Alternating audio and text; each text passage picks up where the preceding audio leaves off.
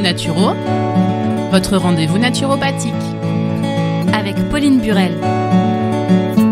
Bonjour à tous, vous êtes bien sur RCV et aujourd'hui nous sommes mardi et nous retrouvons Pauline. Bonjour Pauline. Bonjour Kiki, bonjour à toutes et à tous. Aujourd'hui Pauline, c'est une émission cueillette en compagnie de Marie-Christine. Bonjour Marie-Christine. Bonjour Kiki. Eh bien, de quoi allez-vous nous parler toutes les deux ? Nous allons vous parler de la châtaigne que l'on peut ramasser en automne dans nos forêts.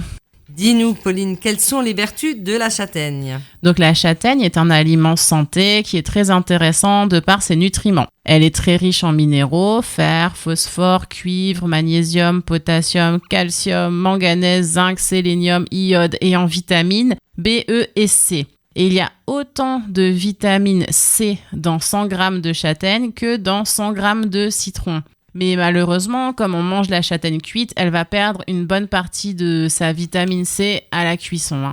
Et également, elle contient de l'amidon, qu'on dit résistant, qui va avoir un index glycémique plus bas que les céréales. Donc je vous ai déjà parlé de l'index glycémique, je vous refais un petit résumé. C'est la manière dont notre corps va réagir au type de sucre de l'aliment. Et donc la châtaigne ne va pas faire de pic glycémique dans le sang, donc elle est très intéressante pour les personnes qui sont diabétiques. Donc les personnes diabétiques vont pouvoir remplacer des farines de céréales comme le blé par de la farine de châtaigne qui ne va pas faire augmenter en pic le taux de sucre dans le sang. Et en plus, elle est digérée lentement, donc elle donne une sensation de satiété. Donc c'est aussi un aliment intéressant dans le cas d'une perte de poids, mais comme elle reste malgré tout très calorique, on va en limiter la quantité. La châtaigne ne contient pas de gluten, donc elle est très intéressante pour les personnes qui ont la maladie cœliaque ou une sensibilité au gluten. Et elle est riche en fibres, donc elle est intéressante pour réguler le transit. Donc en résumé, c'est une petite bombe calorique nutritive et qui est par exemple un aliment de choix pour les sportifs, les personnes dénutries, convalescentes ou âgées, car elle est très riche et facile à digérer.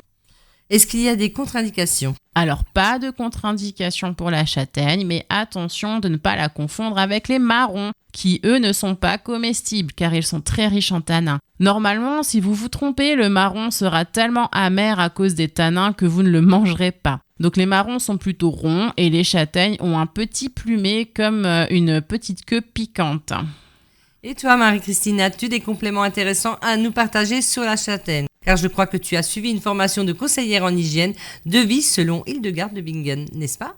Oui, en effet, Kiki, en plus des sorties plantes sauvages et des cours de cuisine, j'essaye de transmettre les trésors de cette femme exceptionnelle du XIIe siècle. Et que dit-elle alors sur la châtaigne ? Elle dit que le châtaignier est l'image de la discrétion ou de la juste mesure, la modération. Et tout ce qui est en lui, ainsi que ses fruits, est utile contre toutes les maladies de l'homme. Elle dit aussi que la châtaigne remplit le cerveau et qu'elle est utile contre chaque faiblesse de l'organisme. Donc ne nous privons pas de châtaigne et faisons-en une bonne cure cet automne. Ça c'est clair. Et quels soucis de santé soigne-t-elle par exemple ? Elle est précieuse, comme je l'ai dit, dans toutes les maladies, mais particulièrement celle du cœur également. Mangée crue, elle renforce et régénère le muscle cardiaque et lui redonne une sorte de vigueur. Elle se mange crue, je suis surprise. En effet, j'en fais sécher, je les laisse tremper toute la nuit dans l'eau et j'en mange 2 ou 3 au petit déjeuner le matin comme des amandes. Ça, on ne le sait pas, mais souvent, en fait, les châtaignes, effectivement, se mangent crues. Ah, moi, par contre, je les adore grillées. Ah oui, c'est sûr, grillées au coin du feu, c'est génial. Hein. Ouais, c'est clair. Oui, si, mais d'ailleurs, Hildegarde les conseille grillées pour soigner la rate, qui est un organe essentiel pour l'immunité. Mais aussi en purée, donc cuites, on les écrase en purée avec un peu de miel contre les douleurs d'estomac ou du foie. Ou même, on peut les utiliser aussi dans le bain, c'est bon pour les rhumatismes et les maux de dos. Et à ce moment-là, je fais une décoction avec les fruits, les feuilles, les écorces, même les bogues, et je mélange le tout à l'eau du bain. Ou si vous avez un sauna chez vous, ou à l'extérieur, évidemment, on ne peut pas le faire, mais si vous avez un sauna chez vous, mettez-le sur les pierres du sauna, c'est excellent aussi. Hein. C'est bien fait, sont même prouvés scientifiquement. Et la santé passe bien sûr par des moments de plaisir autour de la table. Alors que nous proposes-tu comme bonne recette aujourd'hui ? Oh, comme tu prêches une convaincue, cher Kiki. Oui, c'est vrai, la santé passe par de bons petits plats bien cuisinés avec amour. D'ailleurs, ce matin, j'ai rencontré Marie-Odile de Mulbar-sur-Bruche, une amie cuisinière exceptionnelle qui me partageait plein de ses secrets, du pur bonheur à l'écouter. Alors aujourd'hui, je vous propose un excellent gâteau à la châtaigne et à l'orange. Et un de ces jeudis, lors de l'interview Les recettes du Jardin Gribouille à 11h15, je vous proposerai un ragoût de mouton aux châtaignes, une pure merveille également.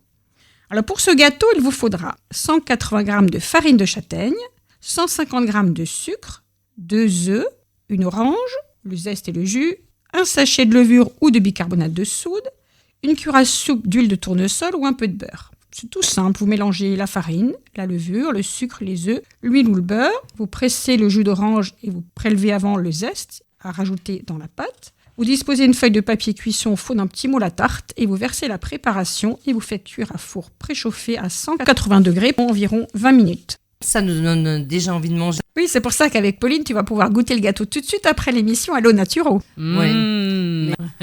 Super, merci beaucoup à toi Marie-Christine. Toujours une joie de partager les meilleures recettes qui ont du succès. Merci à vous deux, Pauline et Marie-Christine. Et dans 15 jours, pour une autre recette, émission Allo Naturo, autour de l'églantine. Et justement, on vous retrouvera tous les deux. Oui, merci. Bonne journée à toutes et à tous. Au revoir.